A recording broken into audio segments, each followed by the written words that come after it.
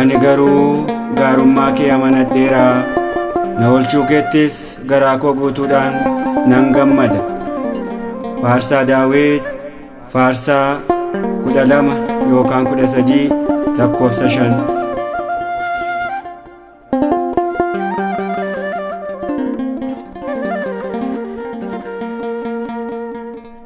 Yaa Waaqayyo gaarummaa kee amananneerra, nu oolchuu kees laphee guutuun gammanneerra. Waan gaarii waan nu gooteef siin faarfannaa, nu jaallachuu keetiif si galateeffannaa. Yaa Waaqayyo gaarummaa kee amananneerra, nu oolchuu kees laphee guutuun gammanneerra. Waan gaarii waan nu gooteef si faarfannaa, nu jaallachuu keetiif si galateeffannaa.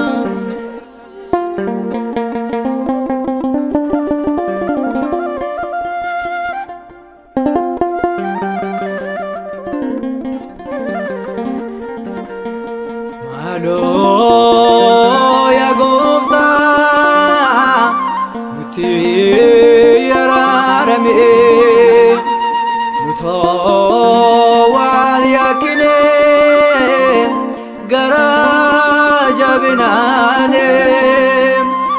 Ifa nuuf godhe Waaqa Israa'el, cinaacha kee waraanameen ni gaanuun jedhe.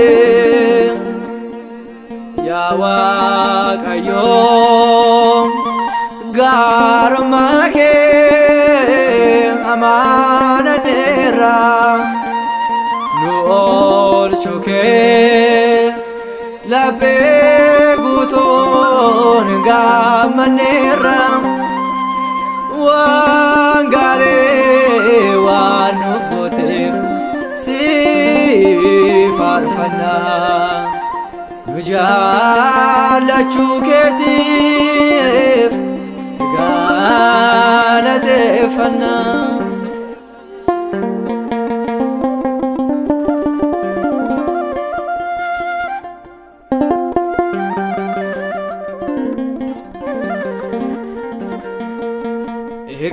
Egaa gabbinoo kan kaalesaan gahaa, kottaa namaa taanoo hundumtu yaa namaa.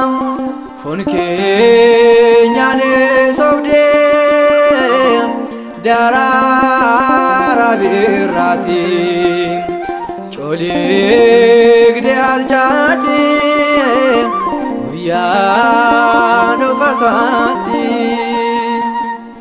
Yaa Waaqayyo gaarummaa kee amananneerra, nu oolchuu kees laphee guutuun gammanneerra. Waan gaarii waan nu gooteef si faarfannaa, nu jaallachuu keetiif si galateeffannaa.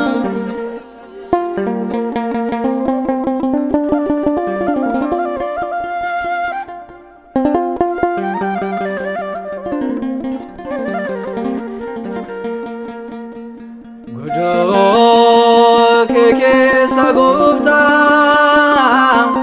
eenyu buufatare tulluu kee qulqulluus eenyu jiraatare uumamni kee gooftaa baay'ee si yaakine si yaakuu keenyaafis kunoo gaabbine yaa Waaqayyo gaarummaa kee amaananeerra nu oolchuu kees laphee guutuun gammanneerra waan gaarii waan nuuf gooteef si faarfannaa nu jaallachuu keetiif si galateeffannaa.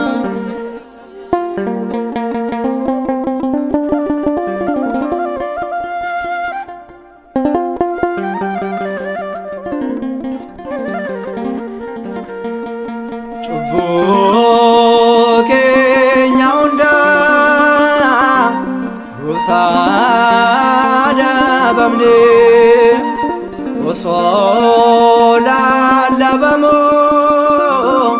jijjiiramoo dinne dheekkamsi baarichaa